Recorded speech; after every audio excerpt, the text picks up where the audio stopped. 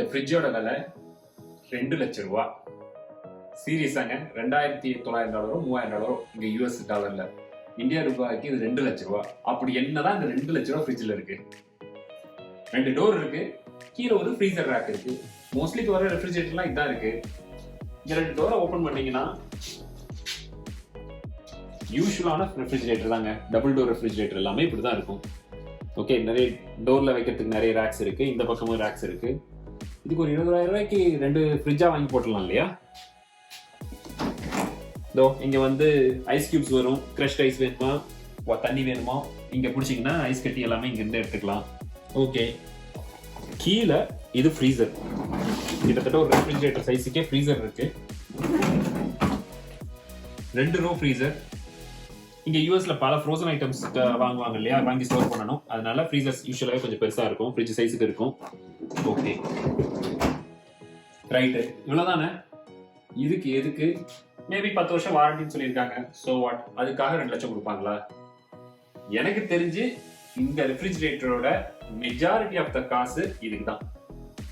இங்க 2 ஐபேட் வச்ச சைஸுக்கு ஒரு ஸ்கிரீன் இருக்கு இல்லையா, இதுக்கு தான் மெயின் காசு.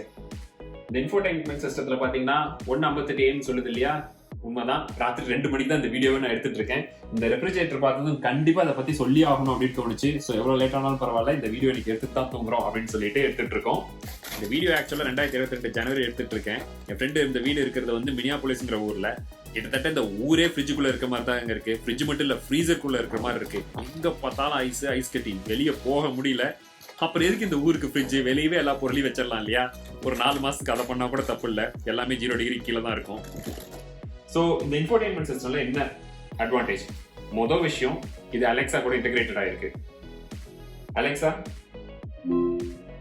அதோட பேரை சொன்னா முடிச்சுக்கும். இதுல என்ன இன்ஃபர்மேஷன் கேட்டாலும் நம்ம வழக்கமா அலெக்சால கேட்கிற எல்லா இன்ஃபர்மேஷனும் சாரி, இதுக்கிட்ட ஏதாவது கேட்டா ஒரு பேசிட்டே இருக்கும். அதுல போய் கட் பண்ணிடுவோம். அதோட பேரை நான் சொல்ல. ஸோ இது அந்த இன்டெகிரேஷன் இருக்கனால நீங்க வாய்ஸ் கண்ட்ரோல் வச்சுட்டு நீங்க என்ன வேணாலும் கேட்டுக்கலாம். இந்த இன்டெகிரேஷனால என்னன்னா, நீங்க வீட்டுல இருக்க டிவி, மற்ற ஃப்ரண்ட் டோரு, இது எல்லாத்தையுமே இதுல இருந்தே மானிட்டர் பண்ணிக்கலாம். வீட்டுக்கு ஃப்ரண்ட் டோர்ல யாராவது இருக்காங்கன்னா அதோட கேமராவை இங்க இருந்தே மானிட்டர் பண்ணிக்கலாம். கிட்டத்தட்ட நீங்க கிச்சன்ல இருந்துகிட்டே ஹோல் ஹவுஸே கண்ட்ரோல் பண்ணிக்கலாங்க.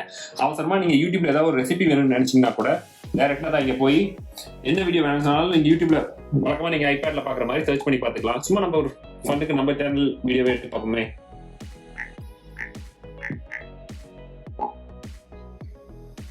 அவ்வளவுதான். இந்த மாதிரி நீங்க டக்குனு ரெசிபிஸ் வேணும்னா நீங்க இங்கேயே ஸ்டார்ட் பண்ணிட்டு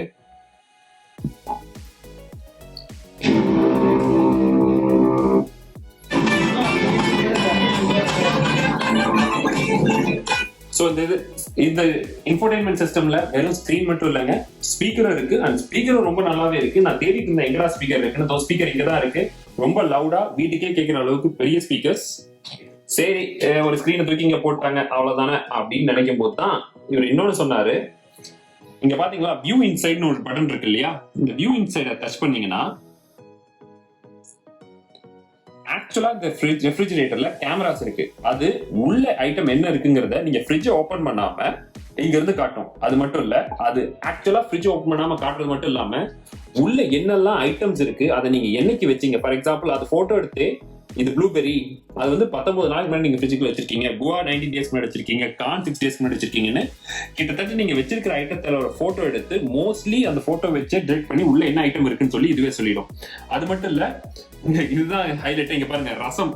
இது ஆக்சுவலா அது டிரெக்ட் பண்ணல, இவர் ஆக்சுவலா உள்ள வைக்கும் போது ரசம்னு பேர் போட்டு வச்சுட்டாரு. ஒரு சில ஐட்டத்தை, மோஸ்ட்லி ஆஃப் த ஐட்டம் இங்க இருக்கிற பேக்ட் ஃபுட் எல்லாத்தையுமே அது டிரெக்ட் பண்ணிடும். இல்ல நீங்க ஏதாவது யூனிக்கான ஐட்டம் வைக்கிறீங்கன்னா நீங்களே அதோட பேர் வச்சுட்டு உள்ள வச்சிட்டீங்கன்னா, சோ தட் நான் எனக்கு ரெஃப்ரிஜரேட்டர்ல வச்சுன்ற இன்ஃபர்மேஷன் உங்களுக்கே தெரியும். அது மட்டும் இல்லாம எந்த ஐட்டம் எப்போ வச்சிங்கிறத சேர்த்து அதோட யூஷுவல் எக்ஸ்பைரி வச்சுட்டு இது எவ்வளவு நாள் எக்ஸ்பைர் ஆக போகுதுங்கிற இன்ஃபர்மேஷன் இதுவே சொல்லிடும். இது எங்க போயிட்டு இருக்குன்னா, ஒரு காலத்துக்கு தேவையான பொருள்லாம் அந்தந்த சந்தையில போய் ஒவ்வொன்றா பொறுக்கி வாங்கிட்டு இருந்தோம். அதுக்கப்புறம் நேரம் மிச்சமாகுதுன்னு நேரம் சூப்பர் மார்க்கெட்ல போனா எல்லா பொருளும் இருக்கும், அப்படியே பொறுக்கி போட்டு வந்துருவோம். இங்க யூஎஸ்ல தெருக்கு அண்ணாச்சி கடைலாம் இருக்காதுங்க. ஸோ மோஸ்ட்லி நம்ம கடைக்குன்னு போனோம்னா அந்த வாரத்துக்கே தேவையான பொருள் எல்லாத்தையும் ஒன்னா கலெக்ட் பண்ணிட்டு வந்துருவோம். அதை கொண்டாந்து ஃப்ரிட்ஜில் தான் ஸ்டோர் பண்ணி வச்சிருப்போம். சரி, அப்படியே கடைக்கு போகும்போது ஏதாவது பொருள் மறந்துட்டா கூட கால் பண்ணா வீட்டுக்கார நம்ம ஃப்ரிட்ஜை திறந்து தான் மோஸ்ட்லி எல்லாம் முட்டை தீரப்போகுது, பால் தீரப்போகுது, வாங்கிட்டு வந்துருங்க அப்படின்னு சொல்லுவாங்க. இங்க யூஎஸ்ல முக்கால்வாசி பால், முட்டை, கறி, வெஜிடபிள்ஸ் இது எல்லாமே ரெஃப்ரிஜரேட்டர்ல தாங்க இருக்கும். அண்ட் எல்லா ப்ராடக்ட்டுக்கும் கண்டிப்பா எக்ஸ்பைரி டேட்னு ஒன்று இருக்கும். இந்த மாதிரி ஸ்மார்ட் ரெஃப்ரிஜரேட்டர்ஸ்னால இனிமேல் நம்ம கடைக்கு போற வேலையும் இல்லைங்க. டைரக்டா ஃப்ரிட்ஜே உள்ள என்ன பொருள்லாம் தீந்துச்சோ அதை ஆர்டர் பண்ணி உங்க வீட்டுக்கே டெலிவரி வந்துடும்.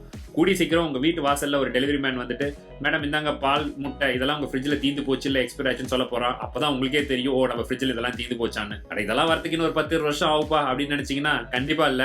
மோஸ்ட்லி இந்த யூஎஸ்ல முக்காவாசி வீட்டுல இந்த சிஸ்டம் இன்னும் 1 வருஷம் 2 வருஷத்துலயே இருக்கும். சோ இதுக்கு கேமரா எங்க இருக்கு அப்படின்னு தான் நானும் ரொம்ப நேரமா தேடிட்டு இருந்தேன். சும்மா ஓபன் பண்ணி பார்த்தா கேமரா எங்க இருக்குன்னு கண்டுபிடிக்க முடியல. அப்புறம் தான் சொன்னாங்க, சோ அங்க ஒரு கிளிப் இருக்கு. சோ இங்க கதவு க்ளோஸ் பண்ணும்போது இந்த பார் இருக்கு இல்லையா, இது இப்படி ஓபன் ஆகி இங்க இருக்கு கேமரா.